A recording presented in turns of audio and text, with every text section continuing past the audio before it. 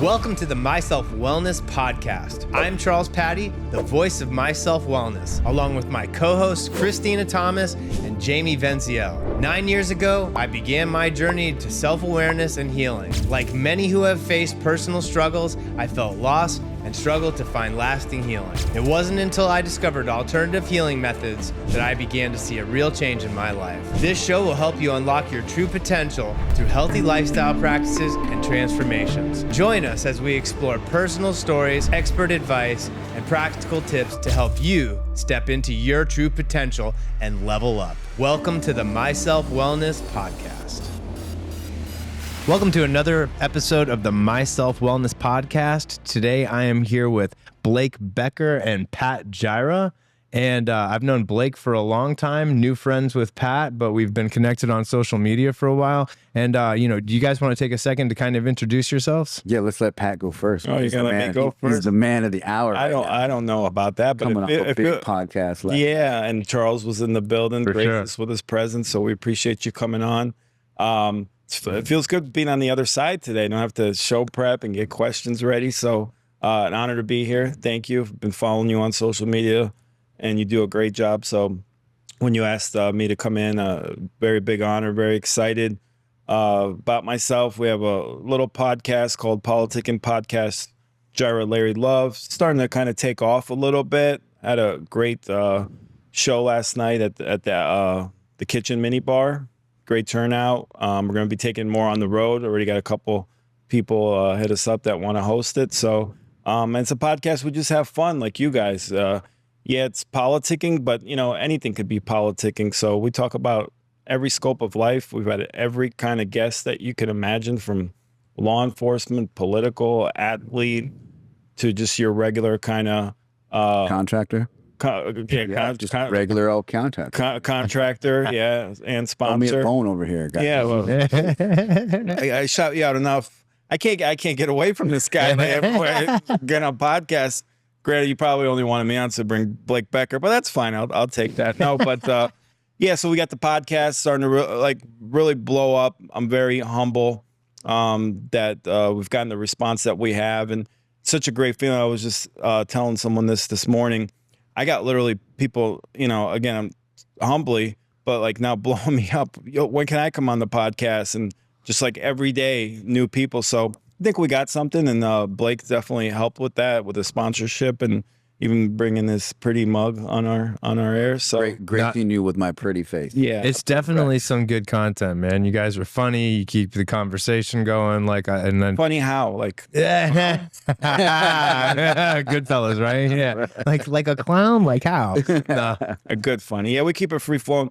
The ultimate compliment is what a couple people told me. It's like you guys are just at a bar or just hanging out at the crib and just chopping it up, shooting the shit, and that's what I'm going for. Yeah. I don't, the only real script that I have, I'll do a little research on the guests and have some questions in the rapid fire. But other than that, I just want it free flowing. And a lot of times, with Trey, I mean, he was in there for an hour and it just breezed by. And that's when you have some good content when an hour just flies by. So yeah, man. Right. So without further ado, myself, Blake Becker.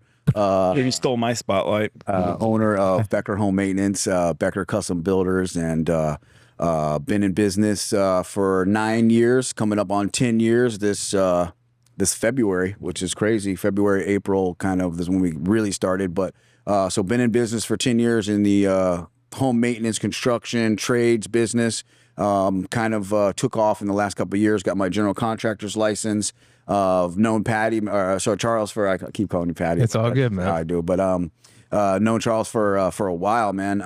And through a lot of old friends and old experiences, been following you, what you're doing, man, and just super intrigued and impressed by what you're doing. And then last night, being able to talk to you and really learn about what you're doing, just blew my mind up about so many possibilities and so many opportunities, So personally, family man, father, husband, local businessman that tries to take care of his community as best as he can and try to be there for others no matter what. It's just kind of like a motto or a mantra of something that I like to do. I've been so blessed that I feel like I need to do what I can to give back. And so there's so many vessels and so many avenues I get to do that. And I feel like I'm going to be able to do that with myself, like coming into your program and being able to get some people the help they deserve. I love it, man. You know, for everybody out there listening, I actually met Blake.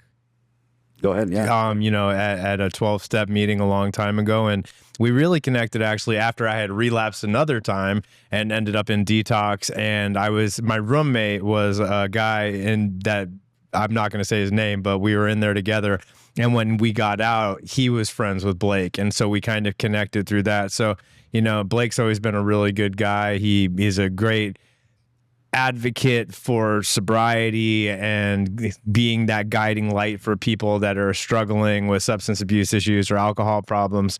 And, and I think that other than Jamie, because Jamie's got his stuff together, but everybody on this show. Damn you, Jamie. Yeah, I know, right? How dare you I definitely don't be have my normal stuff together. and handle your alcohol and your recreational drinking. No, but that's one thing that we all have in common on the show today is that, we're all in recovery and that, with what you were talking about is I feel like that's what we go through those trials and tribulations for. It's like, it's the stoicism that I keep having to go back to where it's like, we go through our trials and tribulations so we can get through them and then we can go back in the flames and help pull other people out. 100%. That's my sole understanding of why I had to go through what I had to go through, even though it was self-inflicted, right? Because I made every decision. I took every drink. I took every drug. I went down every path. I committed every crime. But yet on the backside of this now, on the other side of this, I can see how it allowed me to feel all this craziness and go down this dark place so that I could get better and then be there for other people. So God spun that amazing, crazy experience into something that was helpful.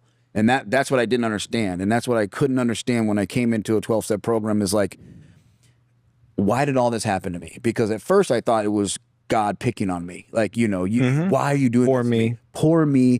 But once I got sober, stayed sober long enough and could evaluate, like I did all that. Every decision was mine. But because of all the self decisions that I made, I now have been granted this relationship with God. And now I have this relationship that is basically giving me the opportunity to go back on all the things I did with self and fix and repair. And how do I repair all my old wounds?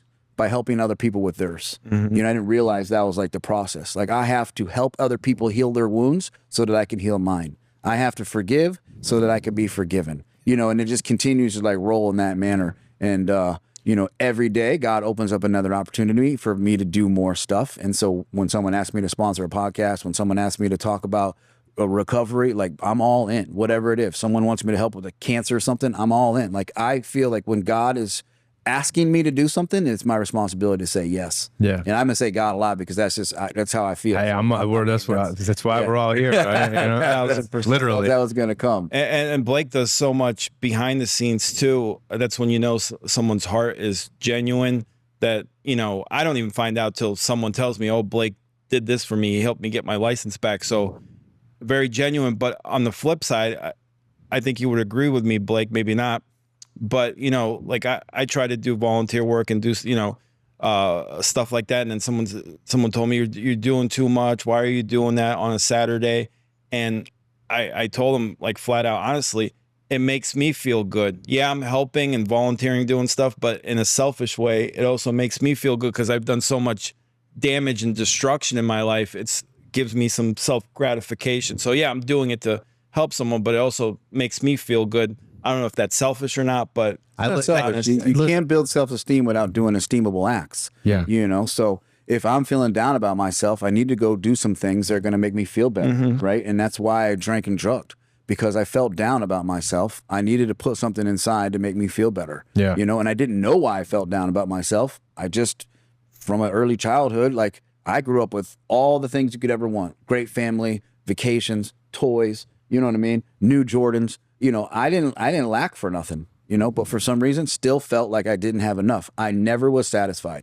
If you had red Jordans and I had black, I needed red Jordans. If you had a blue bike and I had a white bike, I needed a blue bike. Yeah. Because never ever feel like I was satisfied. Yeah. And until I hit rock bottom and found that the emptiness that was inside of me was just something I was born with, you know, I had to clean up all the crap I had built up over the years and then allow new spirit to come in.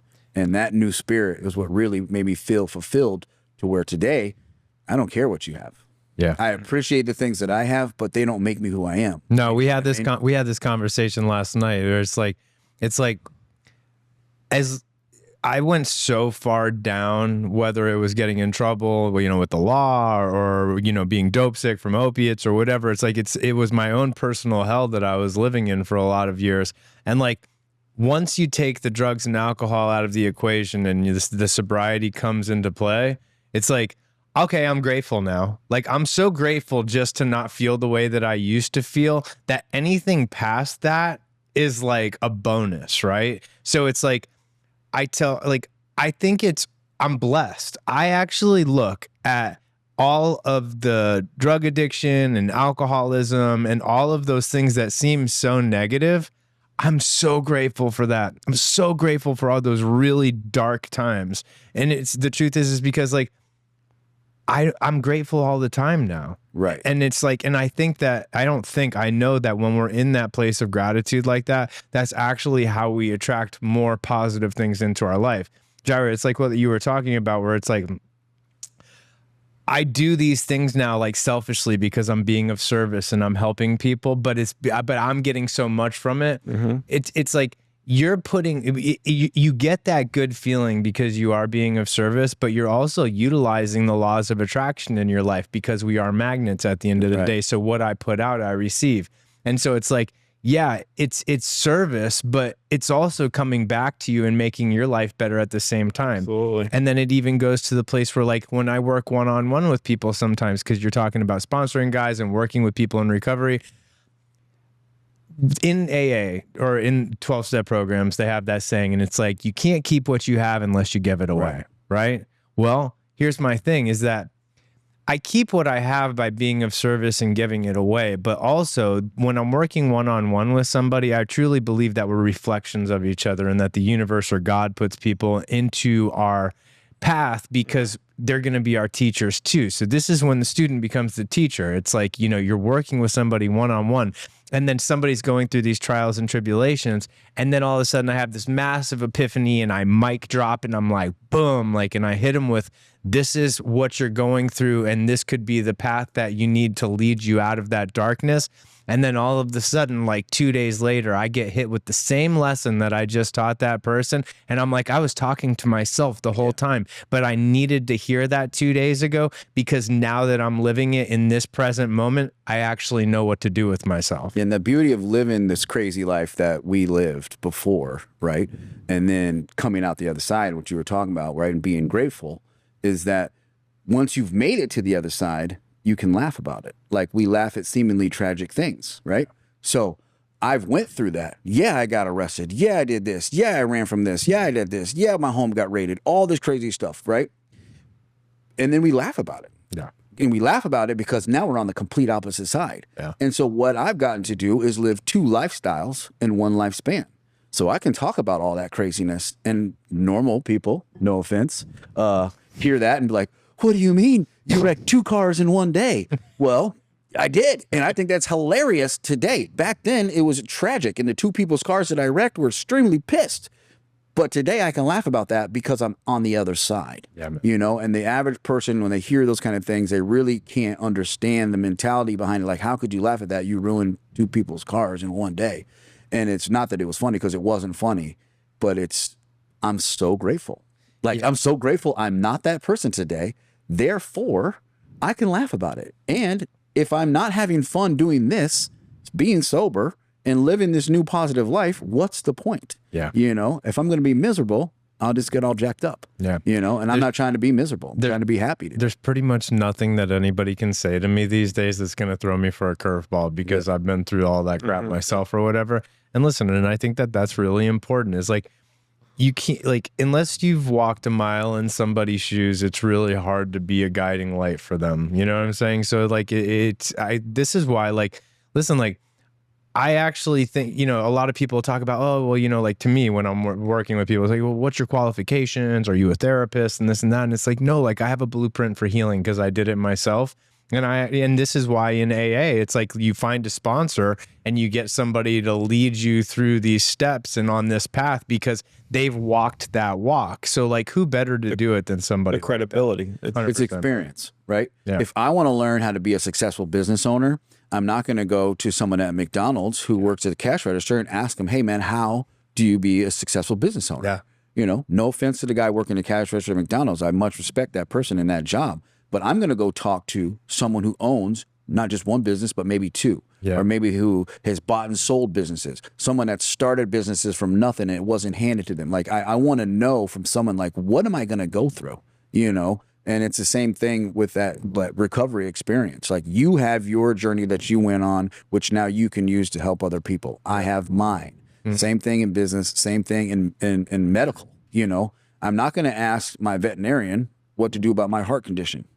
I'm going to call my doctor, you know? So I want someone that's got experience, who's got knowledge, who's seen a million different cases like mine to help me. Now you say that, but so because I remember when I was in rehab, the big thing was, you know, when you had a, what do you call it? Not your therapist, but the Counselor, group leader or run the groups and stuff. And there was always, you know, are you a recovery? And if they said no, like, they'd lose credibility with 90% of the room. But I remember one of the instructors had a great answer. She said, well, are you going to go see a heart doctor who doesn't have a heart attack, but's got all the knowledge and studying and has done work on hearts? But if he hasn't had a heart attack, does that lose credibility? So does someone not have that kind of credibility? If not credibility, but someone, you know, a therapist who hasn't suffered from addiction? No, I think so. Here's my thing, and this is even when it comes to recovery and healing with psychedelics or healing without psychedelics or whatever. Like, listen, man, like, I'm a fan of what works. Yeah. You know what I'm saying? So like, it's a personal. It's what works with you. Like for myself personally, yeah, I'm going to relate to someone who's gone through this stuff, because how can this person that they don't know what it's like to be an addict? So why am I going to listen to them? But it's an interesting. No, there's tons of very knowledgeable people out there that, like, you know, have done a lot of the work where they're studying and learning about addiction and things like that. And I don't want to take the credibility away for trying to. No, that's a very valid point, man. Because I could tell you they lost close to 90% of the room when they said, you know, no, I don't suffer. I was always hard-headed and stubborn like that when I went to rehab and I had a therapist or something, and I'm just like, you've never been dope sick, crying on the bathroom floor, wishing you were dead before while you're puking. You know, it's like, you don't understand me. And that was just my ego, and that was me putting my blocks. Yeah. When I was in treatment, I was closed-minded too, and I felt like the counselor. First of all, the counselor was younger than me. How do you know more than me? I'm older than you. You know what I mean? Like, there's no way that you know more than me in general, just about life, let alone about the things that I've been through, the traumas and all the stuff that I've been through prior to getting here. How could you possibly help me? Now, you can help me with information, and you can help me with things that have worked in the past. You know, you can help me with the tools, with pat me on the back and tell me I'm doing good today, that kind of stuff, like feel good stuff.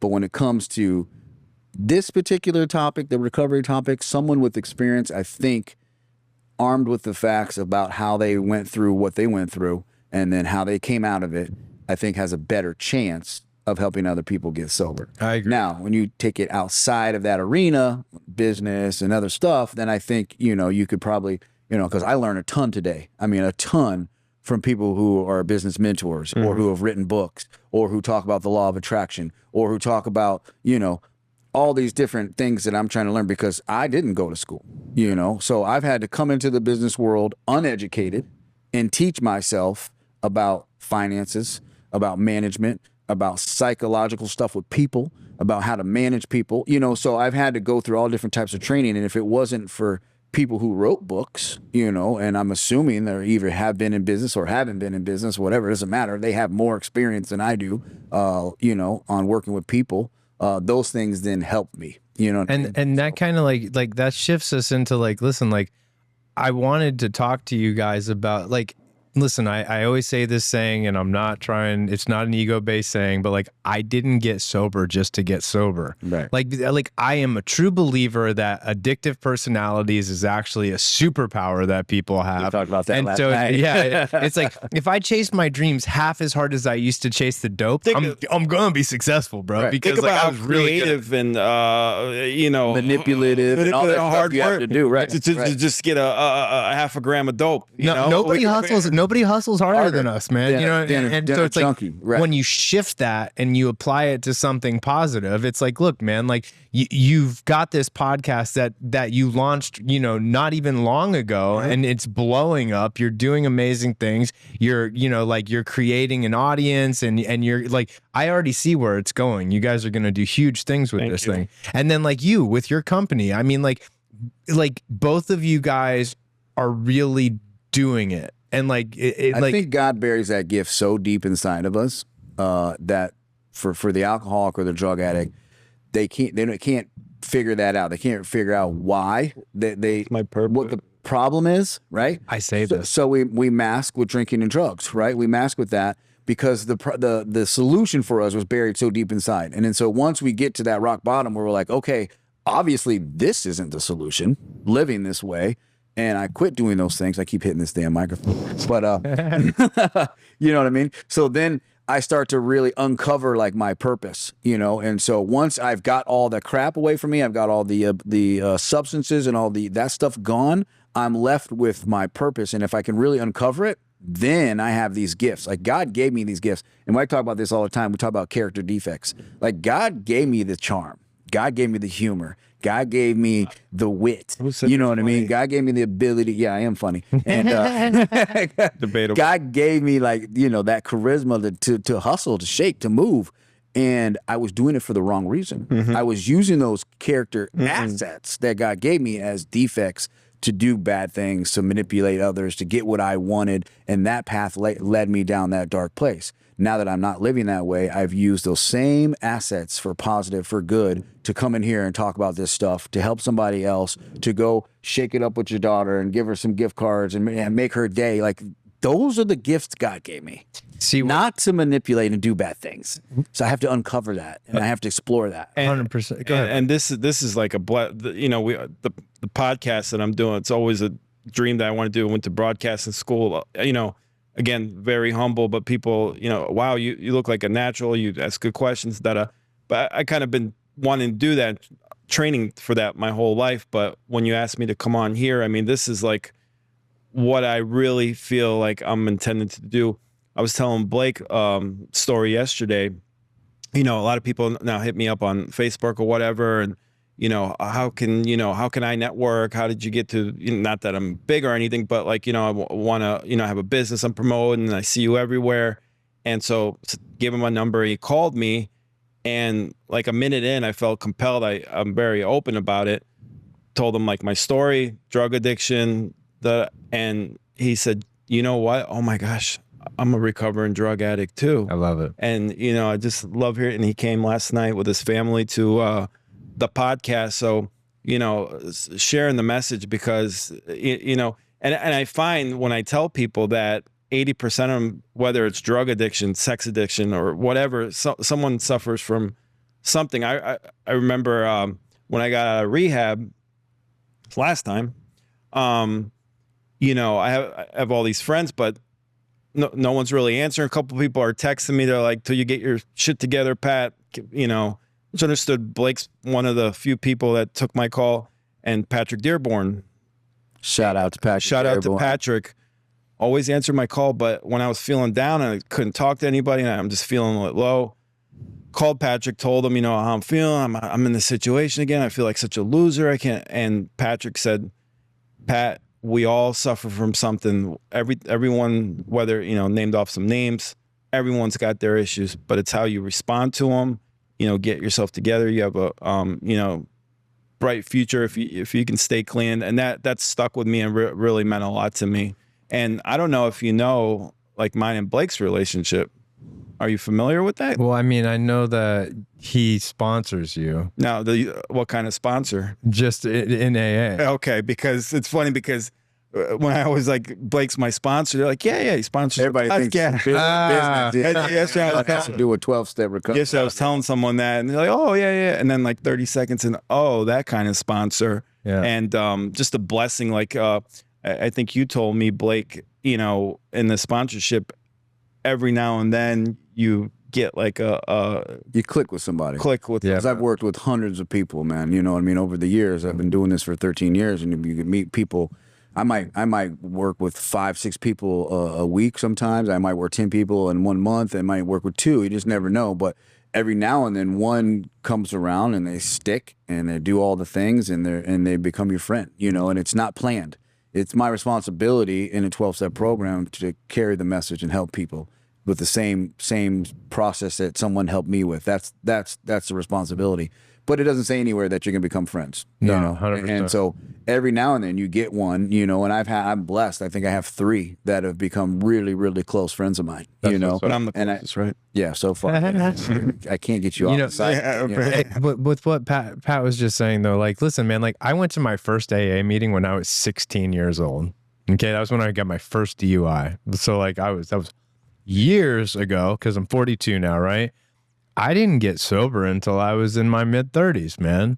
You know what I'm saying? But like that's how long I was trying to get it, and I just kept relapsing over and over again. Another rehab stay, another detox. And so that brings us into what you do, because you touched on this last night, and I want to hear more about that. And like the truth is that like, listen, like with what you were just saying, whether it's, you know, drugs or alcohol or sex or food or gambling, these are all just symptoms of an underlying issue, all right, which usually stems from a traumatic experience or something like that, the loss of like my father, which is really what spun me in that direction. And it wasn't until I started to incorporate the use of psychedelic medicines therapeutically did I alleviate all of that out of my life. And it's like I wanted to get sober. How old were you when you lost your father? 6 years old. This is where I've learned stuff that has, you know, it's people who are way smarter than me, doctors and people that do research, people that have these traumatic incidents is like, I think below the age of 11 or 12 years old, it makes a huge impact on the way that they're, and like I said, I'm not a doctor, but basically it makes a huge impact on the way that their brain functions. So you don't think people are born with drug addiction? I know I'll probably upset a lot of people when I say this, but like, yeah, I believe in the whole addictive personality thing, but like, I don't believe, me personally, and I get it, but like I don't think it's a disease anymore. You don't think it's a disease? No, okay, interesting. And the thing is that like, listen, like I actually am really against telling people that, because the fact is like that means that there's something wrong with you and you're screwed. There's nothing that's ever going to help you. Like you have that label or whatever, and I think labels can be very powerful. All of the sudden, listen, like I used to relapse sometimes, and I'd be sitting at the bar and like my mom would call me or something and I'd be half in the bag and she would know it and she'd be like, what is wrong with you? You're, again, I can tell. Why can't you just stop? And you know what I'd say? I'm an alcoholic. This is what I do. Yeah. Like what, you didn't think I was going to rehab? So it's almost like I became so, it was like I used that identification as my go to jail or get out of jail free card for any kind of accountability that I had to hold for myself. See, listen, like I had a crippling fear of death because my dad died. And then I had a lack of self-love because I grew up overweight and I just didn't like that. And like people made fun of me when I was a kid and all that kind of stuff, called me fatty Patti and all kinds of crap like that. And the thing is that like, one thing that psychedelic medicines did for me is it took my fear of death away, because I had some very spiritual experiences, including meetings with God and all kinds of things like that. But it was also psychedelic medicines gave me the ability to love myself enough to actually want to change my life. Like I didn't have that until then. And it was like, and you know, like, listen, like I'd like to go to the fact where like Bill Wilson had some very profound psychedelic experiences, which ignited his sobriety in the direction that he started to go in. But here's the thing though, man, like listen, I'm not suggesting that anybody does this. Okay. But I haven't gone to AA in a very long time. And I actually probably will start going back again. I really do want to go to meetings. My problem is this though, is that the reason that I stopped going to AA was because when I told people that I was going to start a ketamine treatment facility, everybody was like, well, what? That's not sobriety. Like, what does that have to do with AA? And I'm like, it doesn't have anything to do with AA, but that doesn't matter. Like that, the program of Alcoholics Anonymous is one thing, whereas, it's a spiritual program that's based around these steps that are going to take you on this path of healing. And I literally look at it as like the way to level up in life, not just for alcoholics or drug addicts, because I used to go to meetings and I used to look at those steps and I'd be like, if the entire world worked these steps, we'd be in a completely different thing. It's actually how to raise your vibration. A lot of people don't know this, but like I know that Bill W. was into Hermetic philosophy and the Kabbalion and all kinds of stuff like that. Because literally the symbol for AA, which is the triangle in the circle, which I'm looking at on your ring right there, is basically the symbol that's on the book, the Kabbalion, man. It's all about vibrations, frequencies, raising your vibration. He was into meditation. He took psychedelics. He was aware of all of this stuff, but like once you clean house, which is what the steps do for you, right, then my outside world is a direct reflection of my inner world. The drugs and the alcohol are just it's just the symptom, man. But can I play devil's advocate? He ahead. Just said he didn't have any traumatic experience as a kid and he had a perfect. Yeah, no, I didn't say I didn't have any traumatic experiences. Well, you had a I had a great childhood. Great childhood in my home, but I had a majorly traumatic incident that happened when I was 6 years old. That you found out later about when you did 100%, your steps, correct? That came out when I worked my steps. Exactly. Yeah. So yeah, no, I did have that traumatic. I did have that. And listen, man, like I definitely think that, like I said, people could, be born with those addictive traits and stuff like that. But like, I also think true though, that it's generational trauma that's passed on to us. So it might not have even been something that happened traumatically in your life, right? But like it could have been something your mother or your grandmother went through, and then all of the sudden, or like your father or your grandfather, and that trauma was passed on generationally onto you. See, look, if you don't even need to be an alcoholic or a drug addict to suffer from these things. If you read Sermon on the Mount, you read in Matthew, like talk about your whole entire outside world is a perception of your inside being. So like that means that, that's we're manifestation. we're only 1% of the population. As special as we think we are, that means there's 99% of the rest of the world does not suffer like we do. No. We're not that special. No. So that means there has to be solutions for the other 99%. You said only 1%. Only 1% of the population has an alcohol or drug problem. Here's my answer for you. You ready? Do you know what population? I think alcoholism and drug addiction is a symptom of a spiritual malady. It's an illness. You're suffering from this connection with your spirit. It's a disconnection from God. What's the difference between the disease and the illness? It's spiritual malady. It's a spiritual disconnect from your highest self, which I believe is the creator of everything. I mean, you're talking tit for tat. I think that what he's talking about is what we have. You can label it whatever you want, but we have a disconnect. But see, here's the thing though. So like, I believe that working the steps and then maybe even having a spiritual awakening from not only working the steps, but possibly a psychedelic experience is how we correct that spiritual malady. Yeah, like, listen, like I don't go to meetings but I don't ever think about taking drugs or alcohol either, man. Like it's not even a blip on my radar anymore. I don't identify as a drug addict and an alcoholic anymore. Like I'm Charles and I'm rocking it in life. And I used to have substance abuse issues, but I healed from all of that stuff. And now I'm applying all of those overdriven in one direction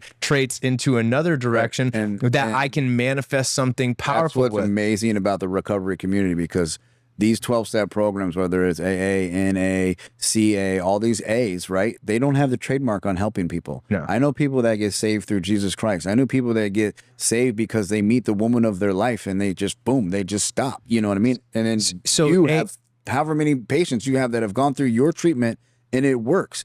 It doesn't matter where AA was the roadmap for me. So listen, I'm not taking anything away from the program because see, here's my thing though, man. I still apply what I learned from the program to my life now. I live by spiritual guidelines. I work service. My life is based around service. My entire life is based around helping other people. My problem is this, man. And like, I'm not knocking any kind of program out there, but I'm also you're gonna get a lot of backlash there for this show. No, I don't. It's okay. I'm cool with it, man. Because here's the fact, though. I'm very sensitive to energies, and I also know that energy is contagious. And so, like, listen, when I'm sitting here vibing with you guys, or if I'm hanging out with somebody that's really doing it, like you guys, that's one thing. My problem is this: is that there's a lot of judgment. Okay. There's a lot of egos going around. And the fact is that I also don't want to go somewhere where somebody's going to just dump all of their stuff all of the time and expect everybody to sit around and listen to it, because that's not productive to me. That's not utilizing the laws of attraction in a positive way in my life. So it's like,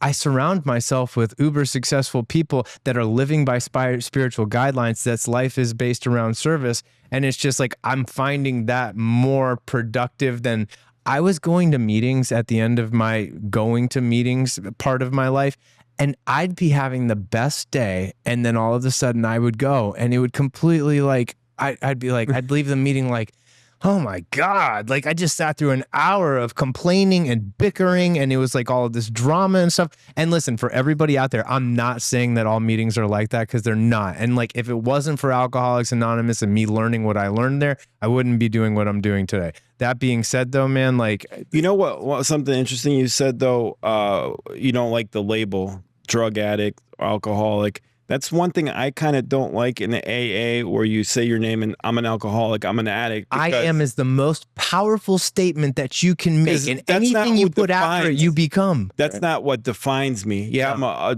recovering drug addict, a drug addiction past, but I don't think drug addiction defines me. So I personally don't. Now, some people will flip and say I'm a grateful addict, I'm a grateful alcoholic, or I'm a recovering. But some that stood out in my mind because you're basically labeled. That's who you are. Yeah.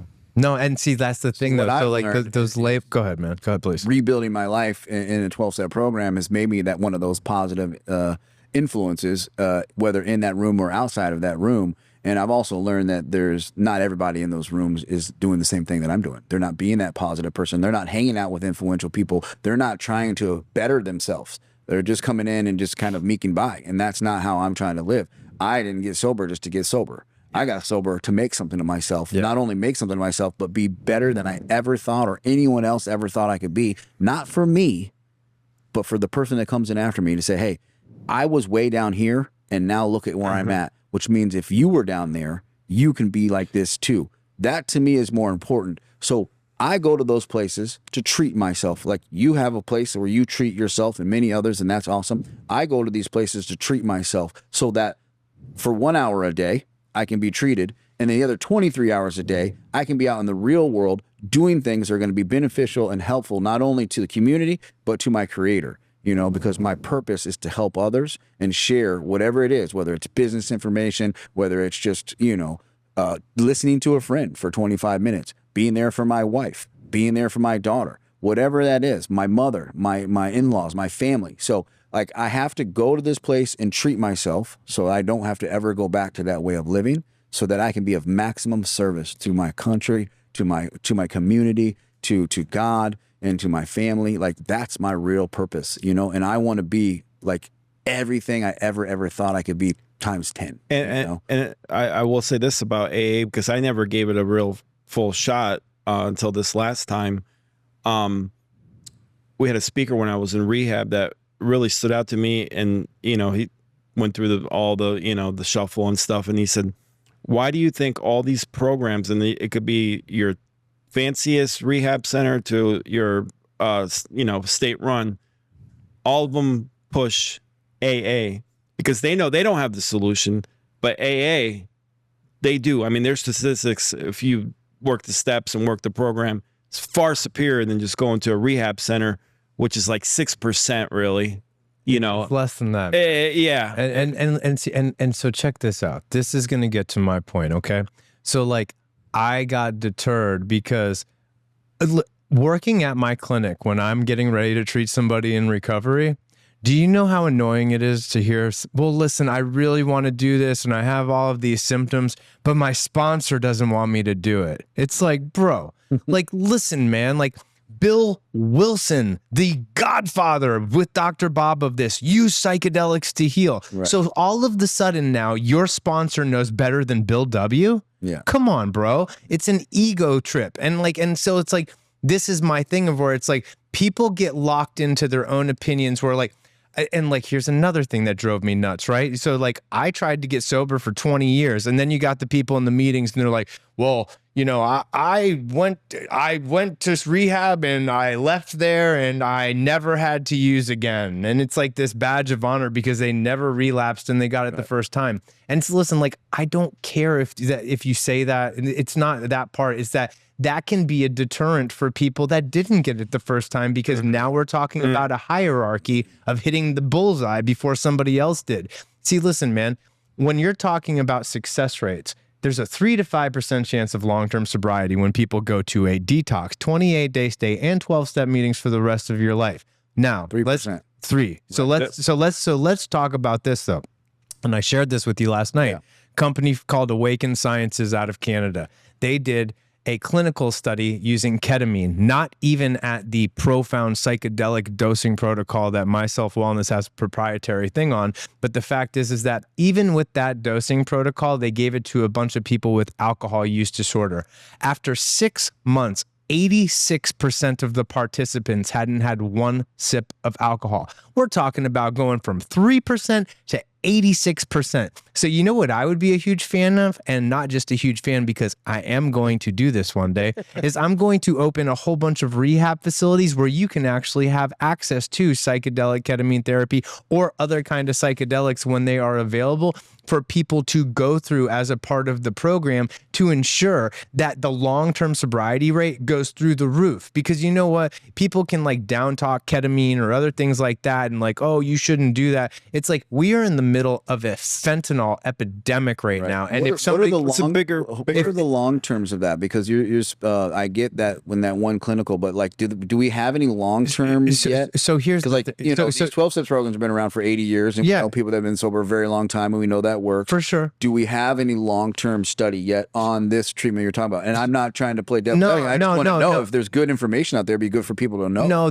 so the real long-term information isn't out there yet. But here's the fact, though. What's the short term? I can tell you this: we have got so many people off of fentanyl, alcohol, all of these other kind of things that they were in and like literally like people that were drinking and we had to send them to detox, and they got driven from detox to our clinic the day that they got released, and they're still sober with no relapses years later, doing amazing. So like, listen, I'm not going to say that this is a slam dunk for everybody. This is just going back to this aspect of it though. If there's something out there that might actually work for somebody and it really might give them a chance to achieve long-term sobriety, then why would people be deterring people from, why would you be against it? Because what works for one person might not work for another. Exactly. And so the thing is, and listen, last night during the show, you were like, well, why is this any different from methadone or whatever? No, and I want to answer it for you is that, listen, man, like, methadone is just a Band-Aid. Did you know at our clinic, we're getting people off Suboxone, Subutex, methadone, Oxy, and those are just the Band-Aids for opiate addiction. And it's because what we're doing is we're actually getting to the root issue and the root cause of why people are self-medicating with drugs and alcohol to begin with, rather than just throwing another Band-Aid on a bullet. Well, the same people that created the problem created the solution. Yeah, so well, I mean, how much better they got to make money on the backside. Exactly. How much better is it to become like, oh, listen, I've got something that's, a couple molecules off what you're addicted to on the streets, and now you can become my reoccurring revenue as my client, and you can come to me every month and start taking my pills every single day. It's a heck of a hustle. But it's better. And listen, and I'm not knocking Suboxone or Subutex either, because Suboxone helped save my life. The fact is that when I quit my heroin addiction, I used Suboxone and I used cannabis in order to detox myself properly. Cannabis helped with nausea and actually got me to hold food down and stuff like that. But the truth is that I also think that it's not something that's supposed to be used continuously forever. I think it's another catalyst that can help you with a healthy titration dose to like get lower doses in you until one day that you don't have to have it anymore. Here's the thing though, with me trying to get sober back in the day, what would always happen is that after I got everything completely out of my system, my symptoms came back, the depression, the anxiety. And I was like, if I'm going to feel like this for the rest of my life, I'm just going to go get high again because this sucks. You take the alcohol from a fruitcake, you still got a fruitcake. And there you go. And so the thing is that after you get to that point, what psychedelic medicines are doing are actually getting people to get relief from all of the symptoms that were driving them to self-medicate to begin. That's why that's as intriguing. And so You're healing the problem. 100%. You're not just patching the problem. Yeah, you're healing the problem. And see, listen, for me, that's what's intriguing about what you're doing. And my thought after talking to you last night was like, man, how can I guide people who are struggling with these things that maybe don't even have alcohol or drug problems? We're only talking about the three of us because we have them. Yeah. But I know veterans, I know people that are just depressed. I mean, all types of stuff. Yeah. Why wouldn't, and I talked about this, now that I know this about you, if I hear someone speak up, like today, I was at lunch with somebody and they told me about their brother. I'm like, man, I think I have a perfect place for that person to go. I just talked to somebody last night who could probably help. Heck yeah. And so I'm going to refer that person to you. I appreciate it, man. I think and see, listen, and that's why there's got to be more than 1% of the population. This is what I love, is people that have long-term sobriety under their belt, that are doing the work and are actually open to, and like Matt Bell, who was on the show, man, it's like, I just want people to get sober. I just want people to not suffer anymore. Right. And whether it might be meditation or psychedelics or step work or whatever's going to work for to people. help those people find their way. 100%. That's what I'm a fan of. Once you've raised your vibration to a place where you want to be, you want other beings to be comfortable in their own skin. I don't care. I don't judge. So if someone tells me they want to go here, they want to go to you, they want to go there, cool. I'm going to support wherever it is that you want to go, because my only drive, right, is for that you to feel comfortable in your own skin, or to not have these issues and get the healing that you need. Yeah. You want to do it the way I'm doing it? I got a whole group of people that do it the way I do it, and we're going to have a fun time doing it. Yeah. And if you don't want to do it that way, cool. Yeah. I'm going to introduce you to somebody else. Maybe you can find it over here. Well, see, I think that it's the perfect blend though, man. So listen, I don't think that, it's the reason that I have the kind of success in my sobriety that I do these days is because of the 12 steps and the AA and all of that kind of stuff. Give you that foundation. They gave me the foundation. So it's like, even when people go through treatments at our facility, I'm like, they're like, well, how come you're so successful at your sobriety, with staying sober or whatever? And it's like, because I had the foundation and I did the work, and then this was the icing on the cake for me. Now, I want to make it clear though, and this is for everybody out there too, that I don't think psychedelics are the answer.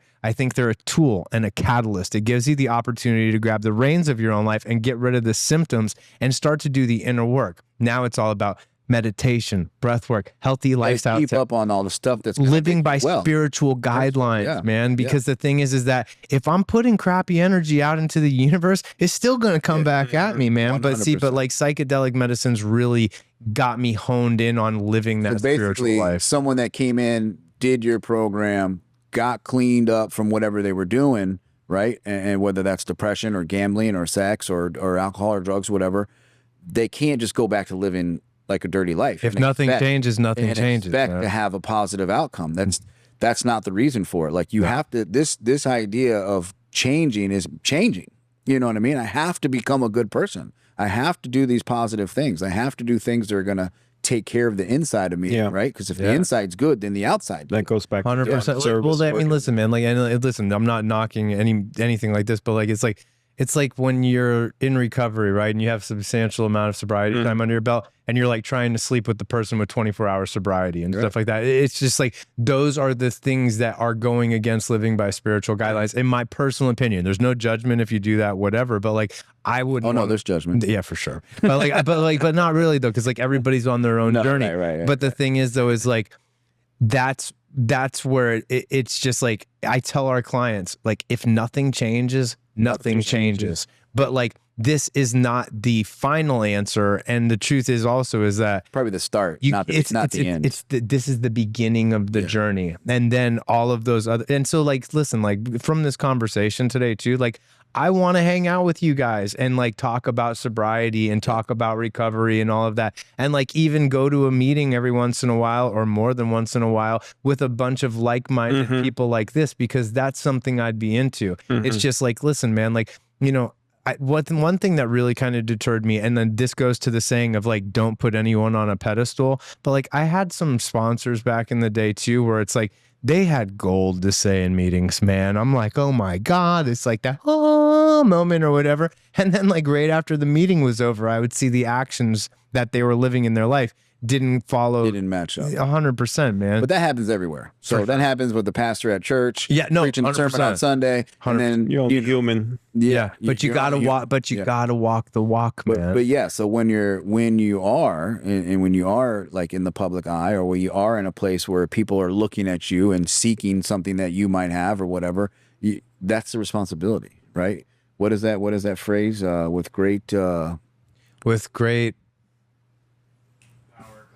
responsibility, Yeah, great power comes there great you go. responsibility. Like that's so true, because people are going to see how you're living, whether you're at the gym, whether you're at an event, whether you're with your wife and kids at a restaurant, and if you're not living what you're talking about on this podcast, people are going to call you a phony. 100%, man. The same thing happens in where I'm at. If I'm not living what I'm talking about, people are going to call me a phony, which I think is great because that holds me accountable. Yeah. That holds me accountable. I have to live this life. But you know what though, man? Like I was always the kind of person where it was like 0 F's given. So like basic and I'm trying not to curse anymore in my life either right now. But the fact is that I was always just me, whether it was the unhealed version of me or it's the healed version of me. And it was like, take it for what it is because this is who I am, right? Yeah. But the fact is that I had this conversation with Christina the other day where I was like, she was like, you know what your problem is? She's like, you don't have a gimmick, right? Because she's like, there's some people out there that are like in our field or healers and stuff like that or whatever. Oil? And what? Selling snake oil? Not selling snake oil, but it's like, there's like, like, listen, like, I don't wear feathers. I don't wear feathers. I'm not out here, wearing my beads and stuff like that or whatnot. And like, and like, I don't have a gimmick like that. But and she's like, it's weird because like people would take you more seriously if you did. And the thing is that I said, you know what though? Like that's wearing a mask to me. Like I wore a mask for so many years when I was in active addiction. Is genuine. So that's the thing. So you were genuine last night. Like the conversation we had last night is what drew me to want to come in here today because what you said, I felt you firmly believed in. It's because it was my authentic self, right. man. Yeah, right. That's the highest vibrational frequency that there is, man. So it's like, listen, like I'm not going to try to act like somebody that I'm not for anybody because you know what? If I keep on being who I am, that I don't ever have to like put on a show for anybody. It just is what it is. Gift when you get to know yourself and you don't have to pretend anymore, you don't have to lie anymore, you don't have to facade anymore. Yeah, you just get to be you. That's it too, man. And I could be you with you last night. And I could be you with you at the podcast or at wherever we're at. And it's funny when you get sober. I think the real you comes out. Blake, I really didn't notice it till he said something after I forgot how many months, but. Like, man, your sense of humor now is just, you never saw that side of me. A lot of people now say, man, Patrick, I didn't know you had such a sense of humor or such a smart ass, but your real self kind of comes out, your loving self. And I also want to talk about, too, if I can, we talk about fentanyl. Yeah. Fentanyl, we took COVID so seriously, government. Fentanyl is a bigger crisis than COVID ever was. And I mean, I hope that this administration coming in, they say they will address it. I mean, part of it's, securing the border. That's definitely going to help. But I don't know your feelings on that. But I think that's number one crisis in America. It's fentanyl. So you ready for this? And I've said it on this show and I say it all the time. Believe it or not, man, I know that we can end this war on fentanyl with psychedelic therapy or ketamine therapy because we are actively getting people that come to our clinic off fentanyl with ketamine. And the great thing about ketamine is that it's not a respiratory suppressant. So like, we're not going to treat somebody that just did a shot of dope when they came before they walk in the door or something, but somebody can be actively addicted to fentanyl and we can still safely treat them with ketamine. Well, but keeping the fentanyl off the street, 100%. Listen, man, I think that the opioid epidemic is one of the biggest things. Like, it's one of the worst, awful, like, things that is killing more people in the world, in this country and in the world than almost anything else. And I mean, and listen, like, like there is something that, needs to be addressed about that. But I think that what we need to do is like stop. I'm all about reform instead of incarceration, first of all. And then secondly, like, I'm also all about like So like, if we're not going to put people in jail and people's relapse rates are over and over and over again, but the problem with fentanyl is You got to think outside the box. it takes one relapse and you're done. It's not like, listen, man, I had somebody tell me when I was trying to stay sober, he was actually sponsored by mine a long time ago. He was just like, listen, man, he's like, I don't think you're done yet.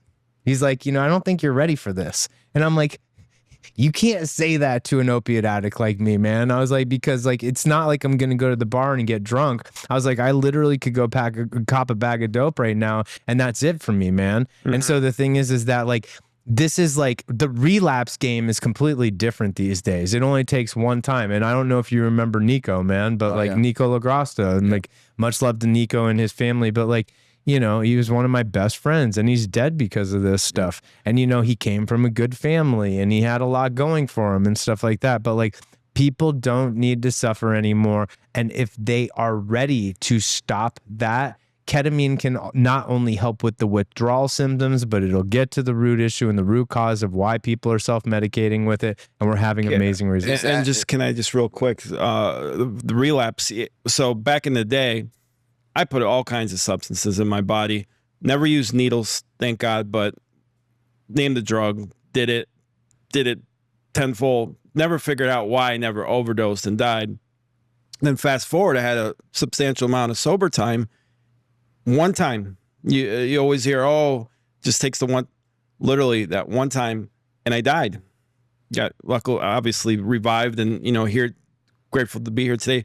But I hear that story. I just found out a counselor from a rehab I went to. She had like 5 years sober and picked up one time, and she died. And it's just the drugs on the streets today they're a different beast. So listen. So like when fentanyl started coming around, when I was still hooked on dope, my dealer at the time started cutting dope with fentanyl. All right. And I would know because it wasn't brown. I never understood that. Why? Because you could take a gram of fentanyl. If you have raw fentanyl, you have to put 7 grams of cut on 1 gram of it just to be able to bag it so it doesn't kill people. Right. Mm-hmm. So there's a lot of money in it because they were ordering it from China. You could literally get like a kilo. But you're killing off your $3,500 back in the day. The fact is though, is like, I was so sick one time and I got back to the house and I was like shooting 4 bags at a time back then, right? Because that was just like the way I started my day.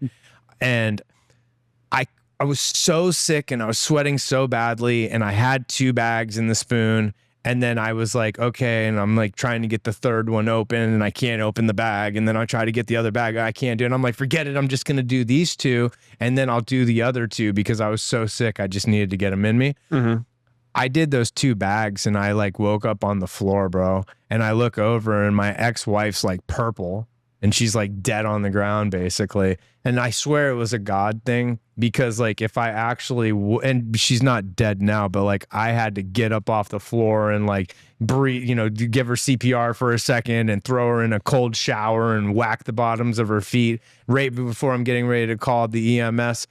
All of a sudden I hear, "What am I doing in the shower?" And I'm like, you were dead. That's what you were doing in the shower. But like, the thing is that like, if I would have got those other bags open that day, I'd be dead. I'd be dead, bro. 100%, man. So it's like, it's not the same game. No, it's not. I'm glad I missed that. And that stuff came out after I got sober, or the craziness of that after I got sober.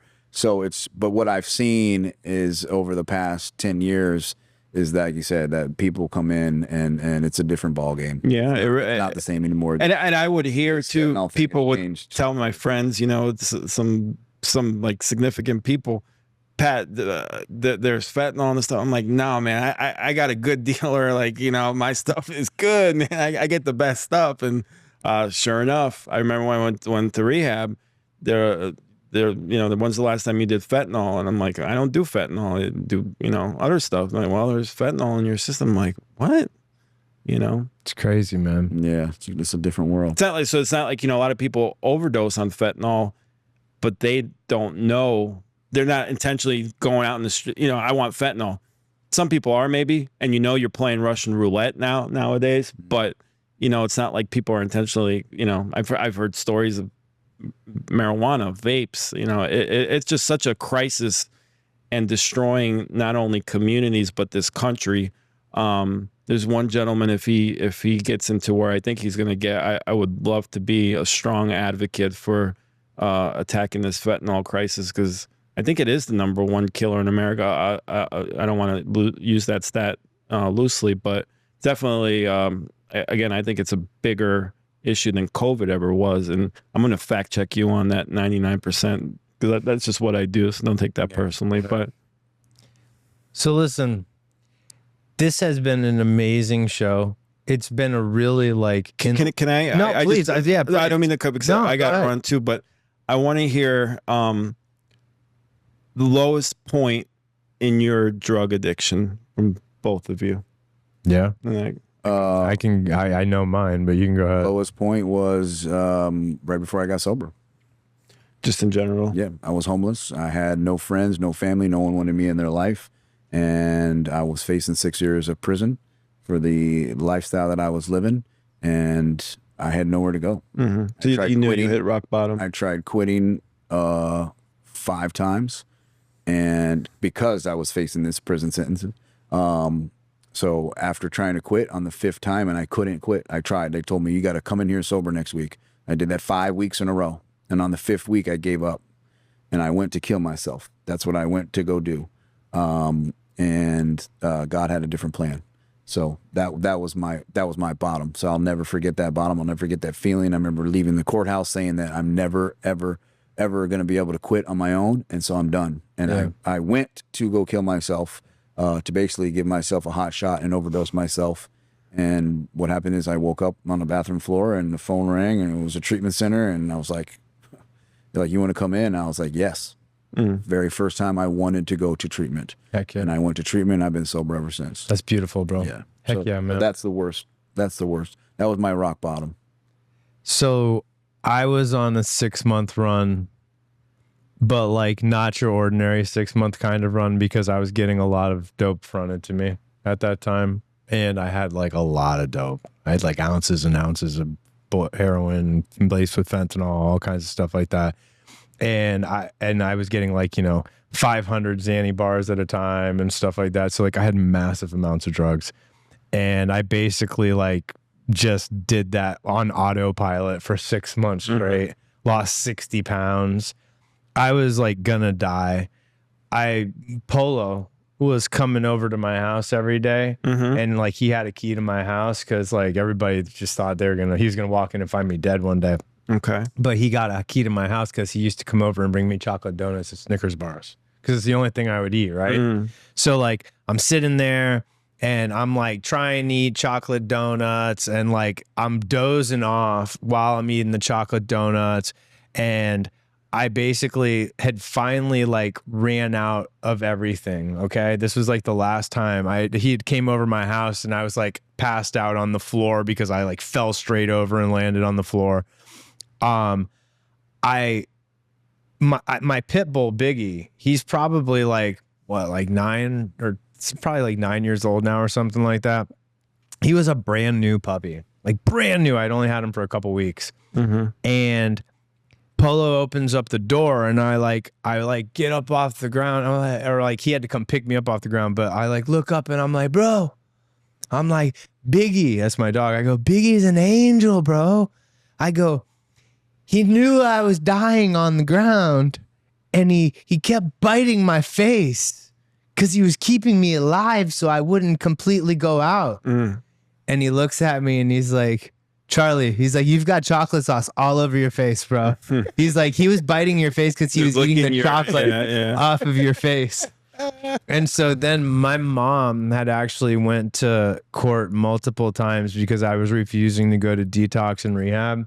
And so she went in front of a judge and they actually they mandated that the cops came, knocked on my door, picked me up from my house, and I had one sock on. I had Nico's sweatpants on, and he was still alive at the time.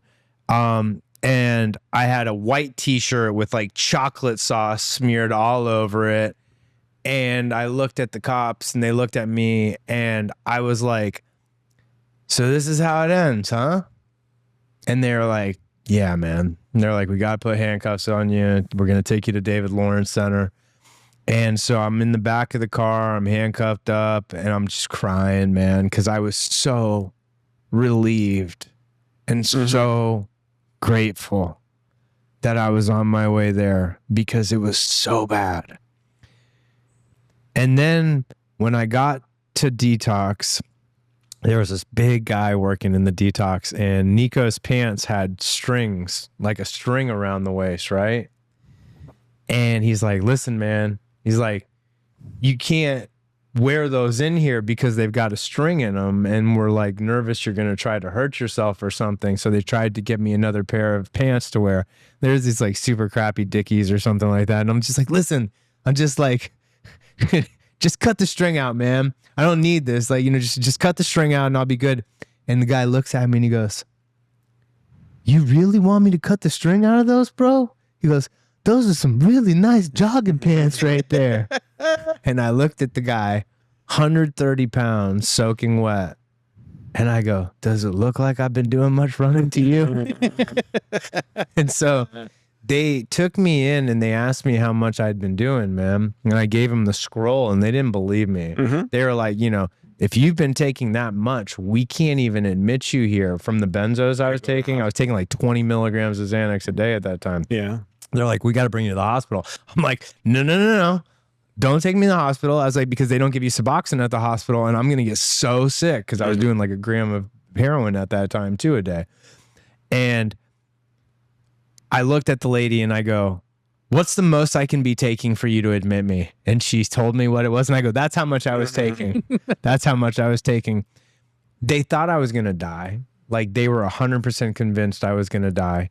And so after 3 days of me not even being able to get out of the bed and them having to bring my meds to the bed, I finally went to that nursing desk and I made it there. And the lady looked at me and she's like, I've been working here for like 10 years.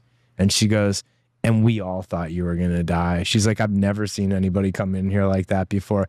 Dude, when they drug tested me, on a 6-panel test, I hit 5 panels. All right. And the only thing that I didn't hit for was methadone. And the lady was like, the only thing you didn't piss for was methadone. And I go, and you know why I didn't piss for methadone? She goes, why? I go, because I didn't have any. Yeah. I said, because if I did, I would have. Yeah, right. And so the thing is, after a 16-day detox, before I even felt remotely good enough to go over to Crossroads for 28 days, and I was still sick when I made it over there, that was my lowest point. But the fact is that even though that was my lowest point, You didn't quit. I relapsed after that, man. It wasn't until I incorporated psychedelics therapeutically that I finally completely got sober. Nice. Yeah, that's awesome. So, And can I just real quick, so with that story, when I went to detox the last time, a buddy of mine, Rob, I want to give a shout out to, was instrumental in saving me, drove me to detox and called the next day and say, I just want to check on my friend Patrick. How's he doing? They're like, well, we don't think he's going to make it. And he's like, oh, what is he talking about checking out? They're like, no, we're pretty sure he's going to die, so. that was yours? Well, I mean, knock on wood, I've gotten it right this past time around. I mean, I think the lowest was, anyone that knows me knows I am the biggest 49er fan there is. I never miss a game. Matter of fact, the last place I worked at, everyone, because it was a sports bar, I was a manager, everyone's got to work Super Bowl because it's the busiest day of the year. And I laid the foundation, like, if the 49ers make the Super Bowl, I'm not working. And luckily I built a pretty good reputation there and did good. So they didn't schedule me for the Super Bowl once the 49ers made the Super Bowl. Well, you know where I spent Super Bowl? In detox. I watched the Super Bowl from detox. And so that was just, I was just, watching the Super Bowl in detox. What have you done with your life? But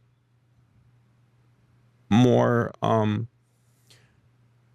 my daughter, really became a 49er fan and a football fan. And she was waiting for me to come watch the game with her. And, and so that's when it's just like, My mom was like, she got the 49er face paint on and shirt, and I couldn't even make it to watch Super Bowl and just let my daughter down. I was like, kids are, she kind of didn't know what was going on, but starting to figure things out. So I said to myself, that's the last time I let my daughter down. So, That's what you just said. What made me actually do the deep dives with psychedelics, like to start with on my healing journey, was that I relapsed and I got arrested 2 times in 2 weeks, man. And I got arrested on Christmas Eve. And I have 2 step boys, Jordan and Cyrus. And I was supposed to spend Christmas with them. And I was stuck in jail, man, because I had already been arrested once and I couldn't bond out on the second arrest.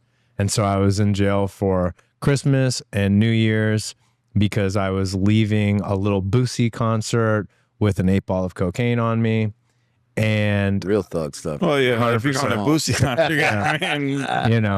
but you know what? I was sitting there and I'm looking up at the ceiling when I was in jail, and I was just like, dude, you're like 35, 30. I was 35, 36 years old. And I'm like, you've been doing this your whole life. And every time you say you're not going to get in trouble again and that it's going to end differently this time, it just doesn't. And you're in this loop. So it's like, you are, and it just gets worse. so too. it's like, You are. are you done yet? And that was when I was just like, all right, man, I need to get it together. And I was done. Yeah. Yeah, Well, you you- are. So I want to end with a question for real quick for the both of you, and because I know Jay-Z or 50? nah, definitely Okay. we'll readdress that when I get back on your show. But what's your message to the world, man? My message to the world. Oh man, I think it is just to be the most authentic version of yourself. Love yourself. Love your neighbor. Be good to each other. Like that's like right now, after what we just went through with the last 4 years and elections and this turmoil that's nationwide, like or international, is like, man, just love each other. Yeah, like bro. love is where it's at. God is where it's at. God is love, and that our purpose here is not to fight, is not to judge, is not to tear each other apart. It's to come together, to unify, and what better way to unify than like spiritual principles or spiritual guides of living? That's my message. That's beautiful, man. Pat? Don't judge others, and you never know what anyone's going through. Like I said, I'm open with my situation, and when I tell some people, like, you did drugs, you're a drug addict, so don't judge a book by its cover, and be respectful to others. I think we're in good shape going to the new year with the don't want to get political, but it does seem like the country in some you're always going to have that split, but things are come together, and just help others when you can, because I've been blessed. People like Blake and Patrick and Larry, they've stuck by me and helped me, and I'm just absolutely grateful. So someone asked, how do I get in these groups or networking, and I said, listen, I'm just blessed. I have like 4 or 5 really, really good friends who've always stuck by me. And through that, I've been able to build relationships. Like we do Bible study on Tuesday mornings, Blake got me in.